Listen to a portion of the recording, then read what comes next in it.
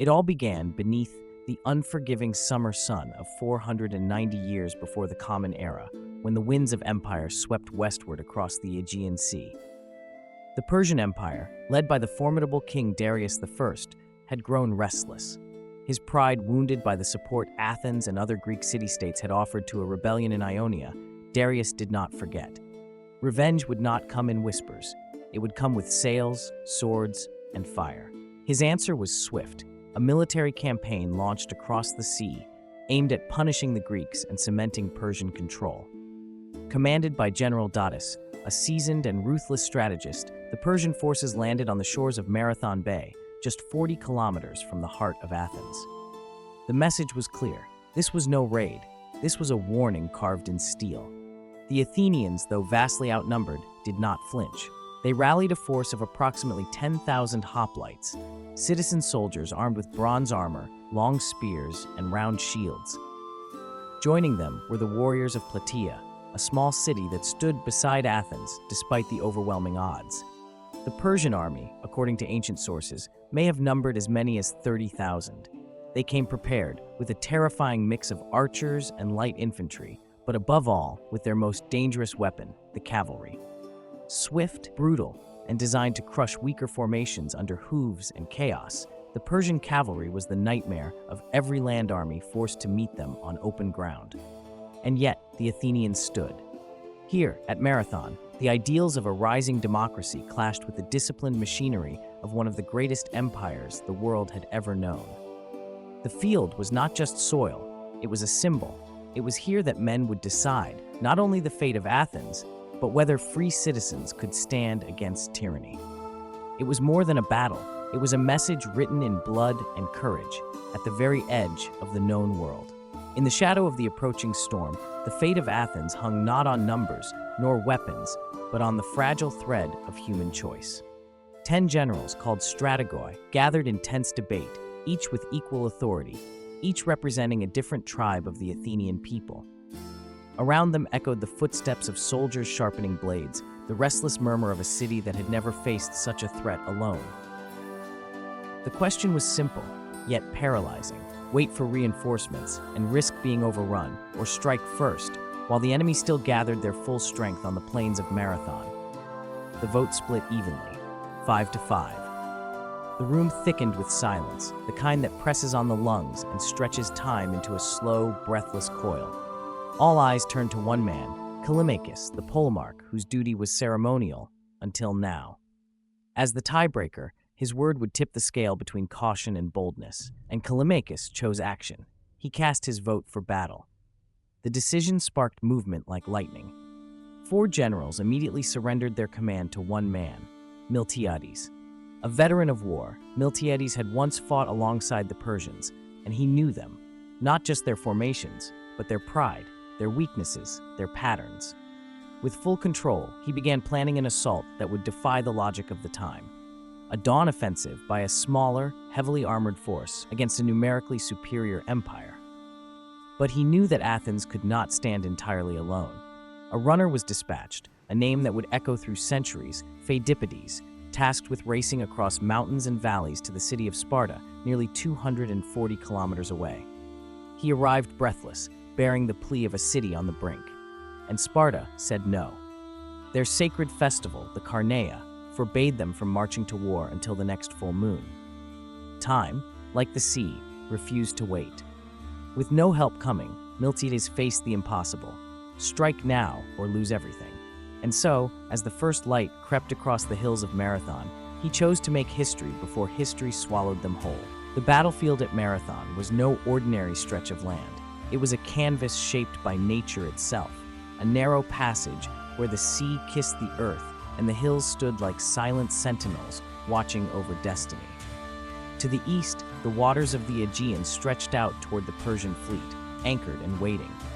To the west, a series of low-rolling hills framed the land like a natural wall, guarding the approach to Athens. And in between, caught between tide and stone, lay the flat, dry plain of Marathon. But even this open space was not without danger. To the north and south, marshes spread like traps, hidden beneath reeds and shallow waters, ready to swallow careless feet and slow armored troops. The terrain whispered secrets, and Miltiades listened. He saw the land not as an obstacle, but as a weapon. He would turn the battlefield against the invaders. The Athenians positioned themselves carefully, aligning their forces between the rising hills to the west. These natural elevations shielded their flanks, making it nearly impossible for the Persian cavalry, so feared, so swift, to execute wide, sweeping charges. There would be no room for horses to gather speed, no space to outflank the Athenian line. By locking their formation tightly against the hills, the Greeks ensured the fight would remain frontal, shield to shield, spear to flesh, exactly the type of battle the hoplites were trained to dominate. The Persians, confident in their numerical advantage, had spread across the wider plain, hoping to envelop the Greek line. But the marshes on either side hemmed them in, just as the hills confined the Greeks. There would be no elegant maneuvers here, no dancing of cavalry or flanking skirmishers. The Persians had been drawn into a trap, and they did not yet know it. Every inch of ground beneath their sandals would now favor the defenders, and as the Athenian line stood in silence, staring across the distance at an enemy twice their size, the terrain whispered again, not of defeat, but of defiance. Miltiades understood one brutal truth: time was the enemy. A drawn-out engagement would only favor the Persians, an army that could rely on sheer numbers, on fresh rotations of troops, and most dangerously, on the return of their cavalry. Every hour that passed increased the risk of a collapse. So Miltiades did not wait. He crafted a plan that would either win glory in moments or bury Athens forever. His strategy was bold, even reckless by the standards of the time. He made a calculated sacrifice. He deliberately thinned the center of his formation, reducing its depth to just a few ranks. To an outsider, it might have looked like a mistake, but Miltiades was gambling on the strength of his flanks. There, on the outer edges, he concentrated more men, more shields, more resolve. They would not hold, they would crush. Then came the moment of silence before the storm. When scouts confirmed that the Persian cavalry was absent, possibly away watering their horses or repositioning, Miltiades gave the signal. What followed defied expectations. 10,000 armored soldiers began to run. Not march, not advance in steady cadence. Run. A full charge across nearly 1.5 kilometers of open plain. Hoplites, weighed down by bronze armor and long spears, surged forward with terrifying speed. The purpose was clear: to close the distance before the Persian archers could fire volley after volley. It worked. The Persians were caught off guard, their arrows loosing too late or too high, and the Greek line smashed into them like a wall of thunder. As expected, the thinner Athenian center began to bend under pressure. The Persians pushed forward, sensing weakness. But this too was part of the plan. The Greek flanks, stronger and deeper, held firm, then began to curl inward like claws. From both sides, the Athenians wrapped around the Persian formation, turning their front line into a trap. Surrounded and confused, the enemy forces collapsed into themselves, unable to retreat, unable to maneuver. The battlefield turned into a storm of bronze and chaos. What began as a gamble ended as a masterpiece. In minutes, the Persian front line was shattered, and the once invincible army was in full retreat, driven back toward the sea they had arrived from. When the dust of Marathon finally began to settle, the plain was no longer a field. It was a graveyard. The numbers told a story too shocking to believe. Over 6,400 Persian soldiers lay dead, scattered across the ground where they had stood so confidently just hours before.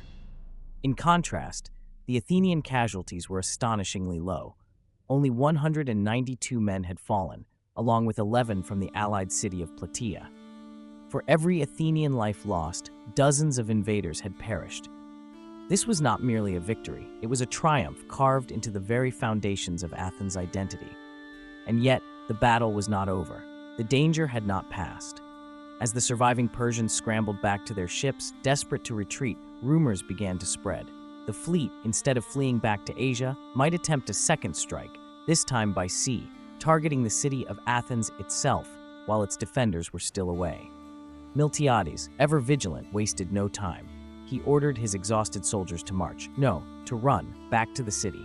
40 kilometers, under the scorching sun, with armor still clinging to their sweat-soaked bodies and dust coating their throats.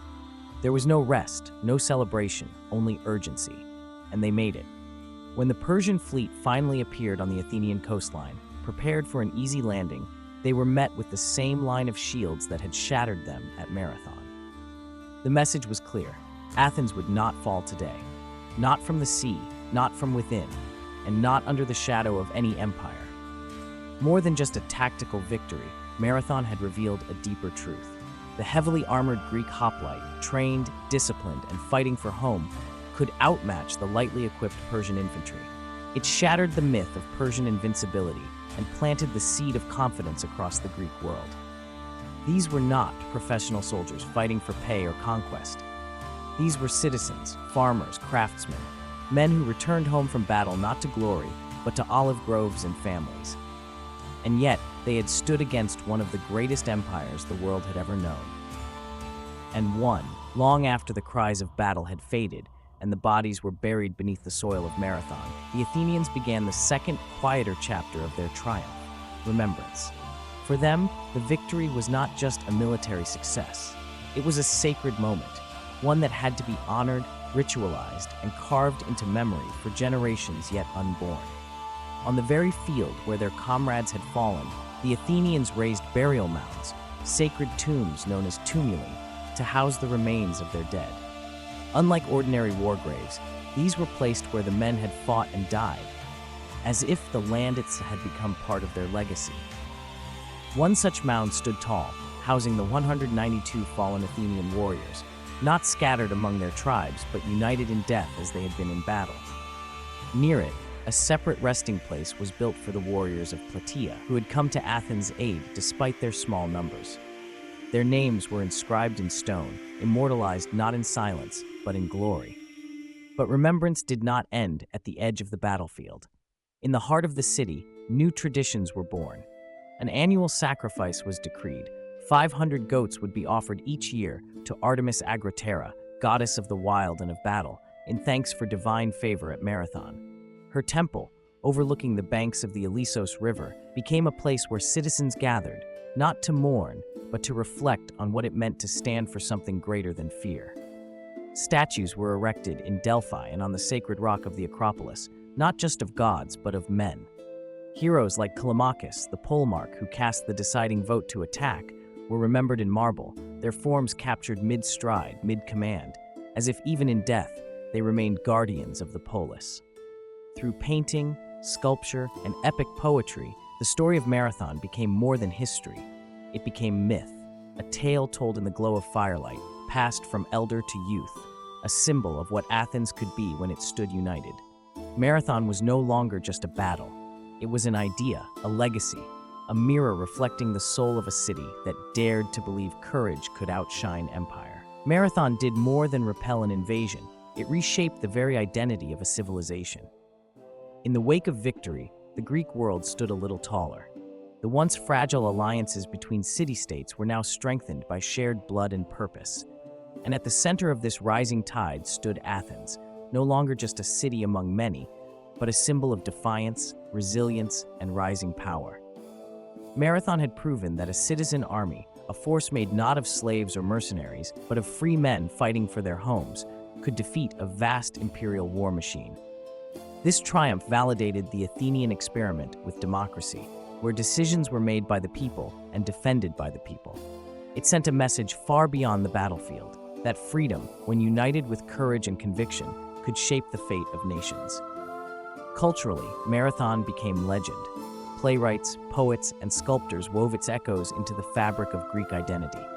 Aeschylus, one of the greatest tragedians of the era, and himself a veteran of the battle, chose not to list his theatrical works on his epitaph, but instead wrote only that he had fought at Marathon. It was a point of pride that outweighed even fame. Artists carved scenes of hoplites charging and Persian soldiers fleeing into temple walls and painted vases, turning history into sacred narrative. And then there was the tale of Pheidippides. Though versions differ, one enduring version tells of the messenger who, after running from Marathon to Athens to announce victory, collapsed and died from exhaustion. That myth, powerful and poetic, would leap across millennia to inspire the modern marathon race, a physical tribute to the endurance, sacrifice, and urgency of that moment. Through Marathon, the Greeks did not merely defend their land, they defined their place in history. They proved that even the most overwhelming odds could be overturned when a people believed not just in survival, but in what they stood for. In every statue, in every poem, in every footstep that echoes in a long-distance race today, Marathon lives on.